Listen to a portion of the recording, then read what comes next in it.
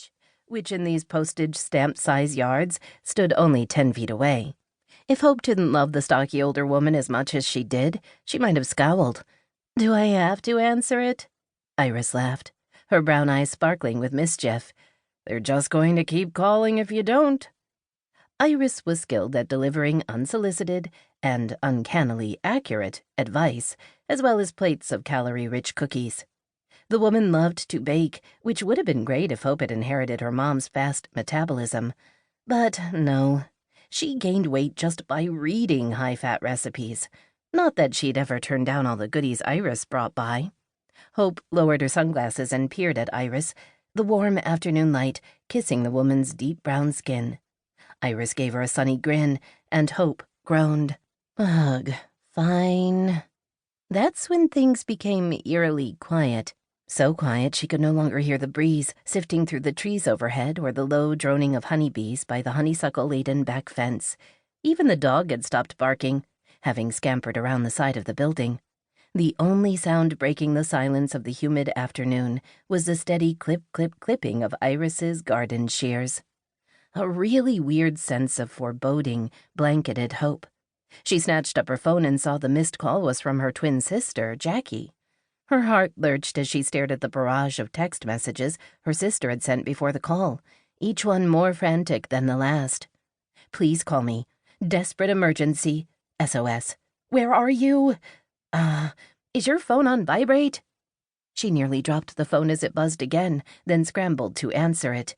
"Jackie?" she asked in a near panic. "What's wrong?" "OMG. Hope." Jackie sounded on edge. "Where have you been?"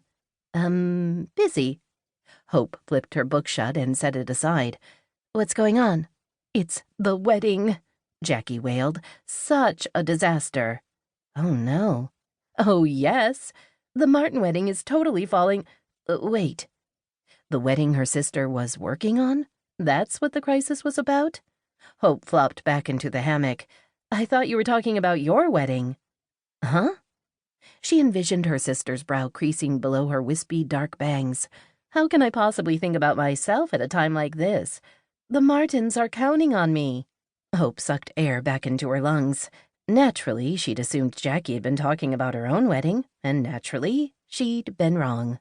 Her sister might be a phenomenal wedding planner, but she was terrible at making her own wedding a priority. "You scared me," Hope said. "I thought there was something seriously wrong. Like you and Brent were having trouble or something." "There is something seriously wrong. Mrs. Martin got into a fight with Emile Gaston." Hope closed her eyes. "Who's Emile Gaston?" "Only the most brilliant caterer in Boston, and Mrs. Martin had the gall to tell him his creme fraiche was a flop." "Maybe it was? That's not the point. The point is, I thought I had things all sewn up, but now that the catering's blown, I'm going to have to start over. And this is a double mess with the wedding going off in Nantucket. Do you know how hard it is to get anything done in Nantucket at the last minute?" "No, but obviously her sister did." "I thought the Martin wedding was still a few weeks away. That's why everything has to be set before my big day in the honeymoon. Brent and I will be in Bermuda right up until the Thursday before the Martin wedding. So I can't just leave for Maine with the logistics dangling."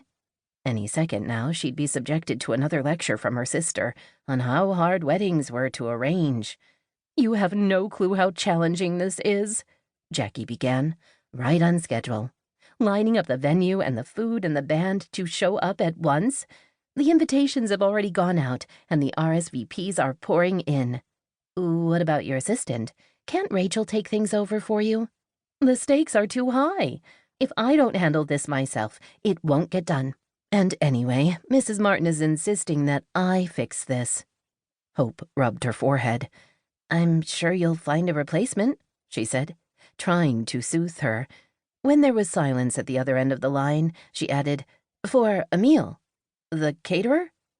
"Hopi." A sinking feeling settled in her stomach. Jackie never called her Hopi, unless she was asking for something huge. "I'm really in a bind here. I can't possibly pull everything together by tomorrow." As in, the day Jackie was scheduled to drive from Boston to Blue Hill to meet up with her fiancé and his parents and grandparents, as well as her and Hope's mom. The rest of the wedding party was due to arrive Monday.